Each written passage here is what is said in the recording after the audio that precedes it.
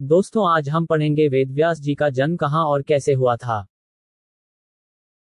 राजा उपरिचर एक महान प्रतापी राजा था। वह बड़ा धर्मात्मा और बड़ा सत्यव्रती था। उसने अपने तप से देवराज इंद्र को प्रसन्न करके एक विमान और न सूखने वाली सुंदर माला प्राप्त की थी। वह माला धारण करके विमान पर बैठकर आकाश में परिभ्रमण किया करता था। उसे आखेट का बड़ा चाव था। वह प्रायः वनों में।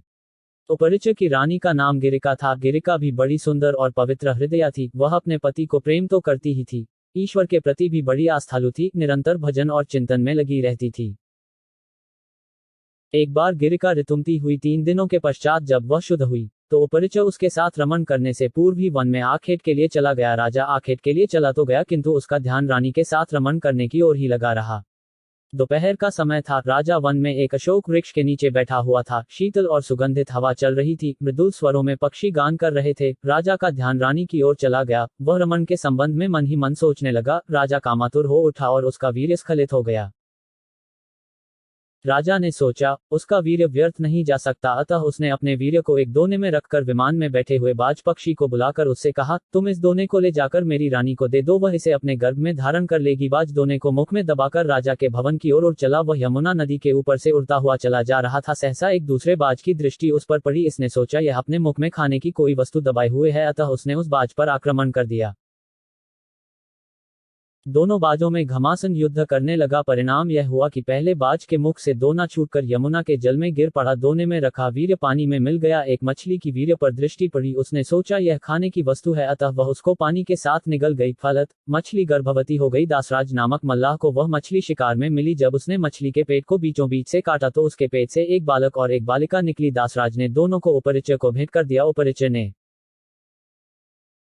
बालक को तो अपने पास रख लिया, पर बालिका को दासराज को लौटा दिया। दासराज उस बालिका को अपने घर ले जाकर उसका पालन पोषण करने लगा। दासराज ने बालिका का नाम सत्यवती रखा। वह मछली के पेट से उत्पन्न थी, इसलिए उसके शरीर से मछली की सी गंध निकला करती थी, अतः लोग उसे मत्स्यगंधा भी कहा करते थे। मत्स्यगंधा धीरे धीरे बड़ी हुई। वह बड़ी रूपवती थी। वह रात्रियों को अपनी नाव पर बैठाकर इस पार से उस पार पहुंचाया करती थी। एक दिन दोपहर के समय महर्षि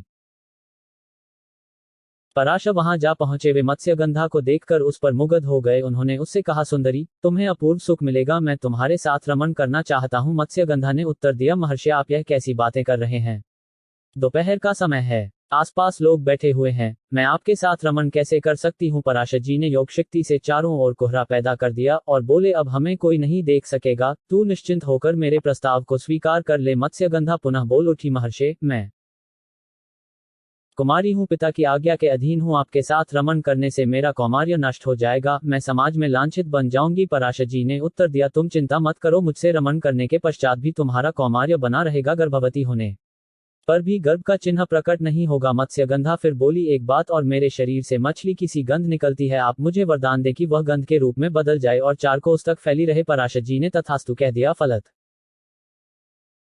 मत्स्यगंधा के शरीर से कस्तूरी की सी गंध निकलने लगी। वह गंध 4 कोस तक फैली रहती थी, अतः अब वह योजनगंधा भी कही जाने लगी। पराशर जी ने मत्स्यगंधा के साथ रमण किया। उनके साथ रमण के फलस्वरूप वह गर्भवती हुई। समय पर यमुना के द्वीप में एक बालक ने उसके गर्भ से जन्म लिया। वह बालक जन्म लेते ही बड़ा हो गया। वह तप करने के लिए वन में चला गया। वही बालक जगत में वेदव्यास जी के नाम से प्रसिद्ध हुआ। वेदव्यास जी का पूरा नाम कृष्ण द्वैपायन वेदव्यास था। वे श्याम वर्ण के थे, इसलिए उनका नाम कृष्ण पड़ा। वे 2 द्वीपों के बीच में पैदा हुए थे, इसलिए द्वैपायन कहे जाते थे। वेदों के पंडित होने से वेदव्यास कहे जाते थे। वेदव्यास जी अमर हैं, वे आज भी धरती पर विद्यमान हैं और किसी किसी को दर्शन देकर कृतार्थ करते हैं।